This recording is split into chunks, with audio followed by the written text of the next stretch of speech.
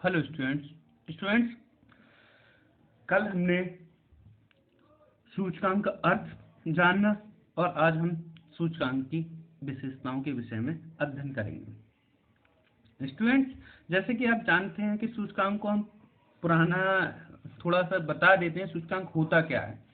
देखिए, सूचकांक जो है एक ऐसा घटना एवं परिवर्तन का सापेक्ष मापन है। घटना या परिवर्तन का एक माप है। कोई घटना घटित हो रही है या उस परिवर्तन हो रहा है, उसका एक माप है जो प्रत्यक्ष रूप से नहीं मापा जाता है। ये जो माप है वो सापेक्ष रूप से मापा जाता है या अप्रत्यक्ष रूप से मापा जाता है, जिसमें ये देखा जाता है कि पुरानी कीमतें बढ़ी हैं या घटी हैं।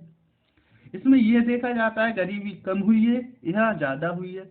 इसमें यह देखा जाता है मूल्य में कमी आई है या वृद्धि हुई है। तो ये जो सब चीज जानना है वो सूचकांक कहलाता है।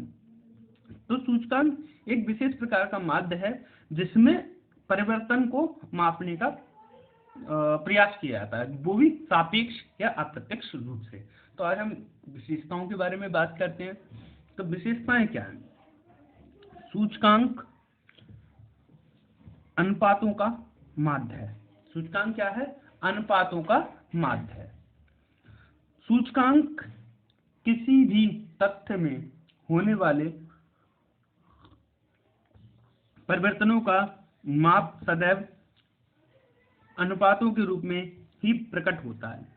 तुलना करने के लिए आधार और चालू वर्ष के संदर्भ में जिन मूल अनुपातों यानी कि प्राइस रिलेटिव की गणना की जाती है, सूचकांक मूल अनुपातों का माध्य ही होता है। इस प्रकार सूचकांक वस्तुतः अनुपातों का माध्य है। यानी कि पुराने अनुपात से अब अनुपात क्या हो रहा है, कहने का मतलब ये है, जैसे मैंने कल एग्जाम्पल दिया था आपको कि पहले जो चीनी थी 1200 रुपये कुंतल थी, अब क्या है 1800 रुपये। तो हम ये नहीं देखेंगे कि 600 रुपये का अंतर आया। अब हम क्या देखेंगे? हम देखेंगे कि इनके अनुपात में कितना अंतर आया। क्लियर? परिवर्तन की सापेक्ष माप यानी कि ये रिलेटिव मेजर है, तो चेंजिंग कितना है। सूचकांक की सहायता से सापेक्ष परिवर्तन का माप किया जाता है।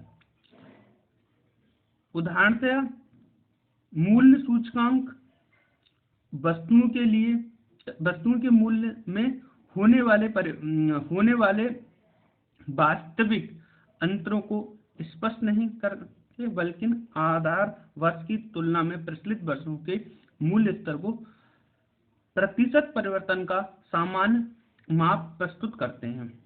जैसे यदि 2000 में थोक मूल्य सूचकांक 100 है और 2005 में बढ़कर 180 हो जाए, तो इसका अर्थ ये है कि 2000 के सापेक्ष लिख दिया है 2005 में मूल्य 80% में वृद्धि हुई है। क्लियर? उसके बाद थर्ड है हमारा सूचकांक तुलना का आधार प्रस्तुत करना।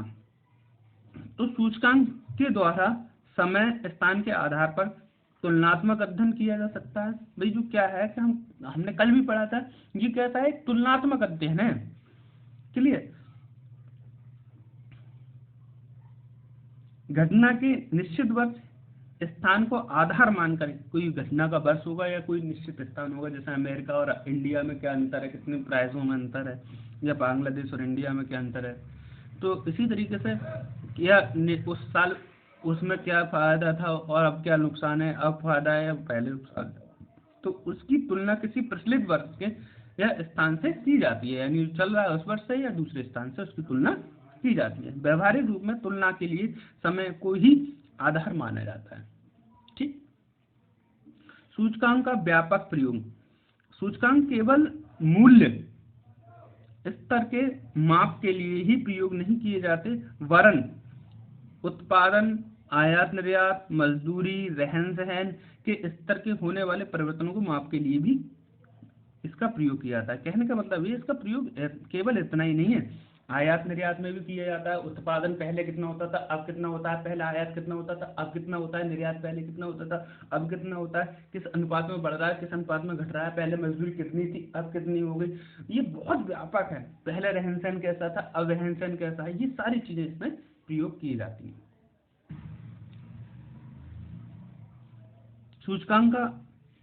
सूचकांकों द्वारा सामान्य प्रकृति की ओर संकेत। सूचकांक किसी तथ्य में परिवर्तन में सामान्य प्रकृति की ओर संकेत करते हैं। यदि जीवन स्तर सूचकांक यदि यह बताता है कि आधार वर्ष की तुलना में पिछले वर्ष की कीमत 30% में वृद्धि हो गई, तो इसका तात्पर्य यह नहीं है कि सभी वस्तुओं की 30% बढ़ी हैं। हो सकता है कुछ वस्तुओं की कीमतें कम हुई हों और कुछ वस्तुओं की कीमतों में कोई परिवर्तन ना हुआ हो, परंतु सामान्य रूप से अध्ययन करने पर यह कहा जा सकता है कि कीमतों में सामान्य रूप से वृद्धि हुई।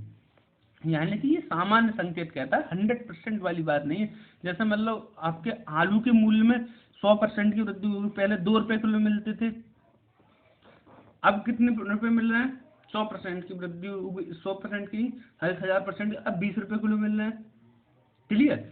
और कोई चीज उसी मूल्य पे मिल रही है तो एवरेजन 30% की वृद्धि हुई है। संख्या द्वारा व्यक्त। सूचकांक को संख्या द्वारा व्यक्त किया जा सकता है।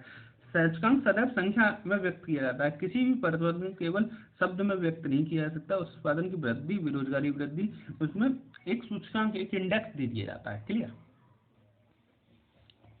सूचकांक का महत्व एवं उपयोग। आज के औद्योगिक, व्यापारिक एवं प्रगतिशील युग में सूचकांक का एक महत्वपूर्ण स्थान है। विशेष रूप से आर्थिक व्यवसायिक क्षेत्र में होने वाले परिवर्तनों का विश्लेषण करके सूचकांक अत्यंत उपयोगी सिद्ध हुए हैं। वस्तुतः सूचकांक आर्थिक वायु मापन यंत्र के समान है।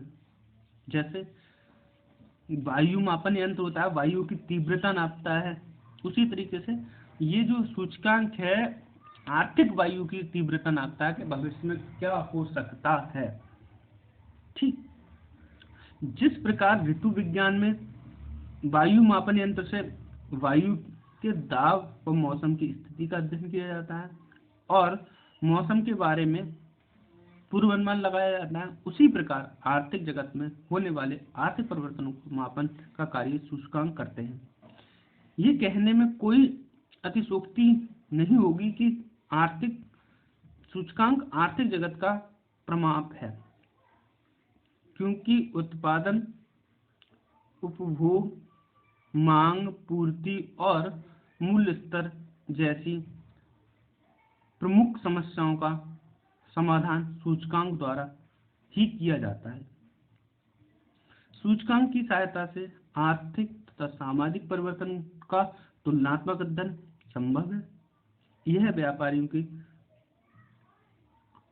अर्थशास्त्रियों व राजनीतिक का पथ प्रदर्शन करते हैं और उन्हें भावी प्रवृत्तियों का अनुमान लगाने में सहायता करते हैं।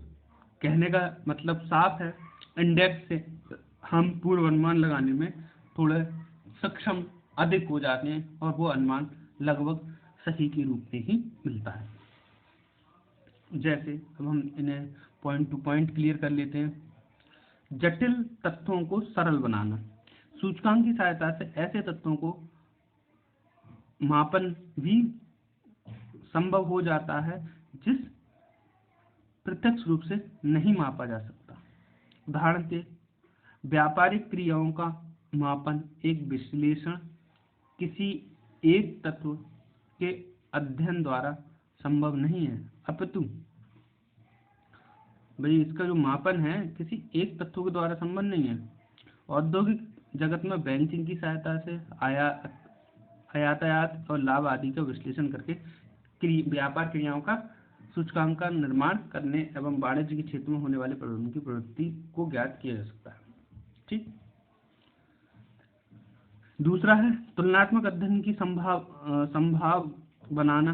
मतलब हम देखते हैं, जैसे इसमें एक उदाहरण है, सन 1995 में गेहूं का भाव 300 रुपये प्रति कुंतल था, जबकि 500 रुपये प्रति कुंतल चावल थे और 800 रुपये कुंतल चने थे। और उसी तरीके से सन 2000 में ये जो भाव थे वो 5 साल में गेहूं के 450 हो गए, चावल के 750 हो गए और चने के 1000 रुपये प्रति क्विंटल हो गए। तो हम क्या कर सकते हैं 1995 से 2000 के बीच में तुलना करना कठिन होगा यदि इस सूचकांक को द्वारा प्रकट किया जाए। उसी तुलना शीघ्रता और सरलता से हो सकती है, यानी कि इससे हम उसकी तुलना आराम से कर सकते हैं। भावी प्रगति को संकेत, भाई जैसे जैसे ये बढ़ रहे हैं, यही उदाहरण ले लेते हैं, भावी जैसे 300 से 500 हो गए, तो इसी तरीके से हम लगा सकते हैं 1995 में 300 थे, 2000 में 450 हो गए, 2005 में कितने हुए होंगे, लगभग 150 और ही बड़े होंगे। तो ये कितने हुए होंगे 2005 में 600। तो इस तरीके से हम इनका अंतर देख लेते हैं, तो भावी हमें अनुमान लग जाता है। जीवन स्तर में परिवर्तन का ज्ञान, भाई जीवन स्तर में परिवर्तन का ज्ञान हो जाता है। पहले हम कितना कुछ खरीद पाते थे, अब कितना कुछ खरीद पाते हैं, इसका भी हम अध्ययन इसके माध्यम से करते हैं। क्लियर। जीवन निर्वाह सूचकांक के निर्माण से ये पता चलता है कि समाज के विभिन्न वर्गों में कि जीवन स्तर पर इसके परिवर्तन का क्या प्रभाव पड़ता है। रहन सहन का स्तर बढ़ता है तथा अथवा घटता है।